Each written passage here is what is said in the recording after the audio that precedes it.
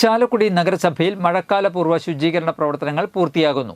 നഗരസഭയിൽ പുഴയിൽ നിന്ന് വെള്ളം വരുന്ന പ്രധാന തോടുകളിലൊന്നായ 18-ാം വാർഡിലെ സാന്ത്വനം തോട് അടക്കമുള്ള തോടുകൾ, കാനകൾ തുടങ്ങിയവ ശുചീകരിച്ചു. വെട്ടുകടവ്, കൂടപ്പുഴ റോഡ് തുടങ്ങിയ 18-ാം വാർഡിലെ മഴക്കാലപൂർവ്വ ശുചീകരണ ജോലികൾ പൂർണ്ണമായും പൂർത്തിയാക്കിയതായി ആരോഗ്യ സ്ഥിരം സമിതി അധ്യക്ഷ ഷിഫ സന്തോഷ് പറഞ്ഞു. ആരോഗ്യ വിഭാഗം ജീവനക്കാർക്ക് പുറമെ JCB ഉപയോഗിച്ച് ചെയ്യേണ്ട സ്ഥലങ്ങൾ JCB ഉപയോഗിച്ചുമാണ് ശുചീകരണ ജോലികൾ നടത്തിവരുന്നത്. നഗരസഭ നേരിടുന്ന പ്രധാന പ്രശ്നങ്ങളിലൊന്നാണ് വെള്ളക്കെട്ടുകൾ. വെള്ളക്കെട്ടിന് പരിഹാരം കാണുവാനും മറ്റുമായിട്ടാണ് തോടുകളും കാനകളും ശുചീകരിക്കുന്നത്. ശുചീകരണ പ്രവർത്തനങ്ങൾ നഗരസഭാ ചെയർപേഴ്സൺ ആലിസ് ഷിബു, ആരോഗ്യ സ്ഥിരം സമിതി അധ്യക്ഷ ഷിഫ സന്തോഷ്, വികസനകാര്യ സ്ഥിരം സമിതി അധ്യക്ഷൻ OS Chandran, councillor Reshma Rajesh, health inspector John Devasya, junior health ഇൻസ്പെക്ടർമാരായ രതീഷ്, ഹരീഷ്, അനൂപ, ഷാലി തുടങ്ങിയവർ നേതൃത്വം നൽകി.